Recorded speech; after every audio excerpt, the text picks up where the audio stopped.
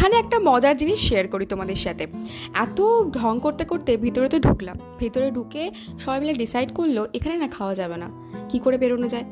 এইসব জিনিসগুলো আমরা আগেও করেছি। কোনো একটা রেস্টুরেন্টে ঢোকা হলো, সেখানে যদি আমাদের অ্যাম্বিয়েন্স পছন্দ না হয়, আমরা সেখান থেকে কোনো একটা ছলছুতে ঠিক বেরিয়ে চলে আসি। এখানেও আমরা সেই একই কাজ করলাম, কিছু একটা বাহানা দিয়ে এক এক করে সবাই মিলে বেরিয়ে চলে আসলাম। সেখান থেকে বেরিয়ে ঢুকলাম হচ্ছে রং দে বাসন্তে, যেটা জাস্ট বাঙালির ঠিক পাশেই রয়েছে। আর এখান থেকেই শুরু হলো সেই আসল ঘটনা। ওখানকার স্টাফদের প্রত্যেকেরই টেন্ডেন্সি এরকম ছিল যে সব থেকে এক্সপেন্সিভ জিনিসগুলোকে জোর করে করে চাপিয়ে দেওয়া। আমাদের যেটা ইচ্ছা আমরা সেটা নেব, সেটা খাবো, কিন্তু না, ওনারা জোর করে করে এক্সপেন্সিভ জিনিসগুলোকে নেবার জন্য আমাদের ফোর্স করছিল। তবে এনাদের জোরজার করা জিনিসপত্রগুলোকে কাটিয়ে উঠে আমরা নিজেদের মতন চুজ করে একটা স্টার্টার আইটেম অর্ডার করলাম। তারপরে এক্সপেন্সিভ মোজিতো, যেটা বেসিক্যালি আমরা লেবুর জলই বলতে পারি, এমন কিছু হ্যাবক খেতে ছিল না, আর দাম ছিল আকাশ ছোঁয়া।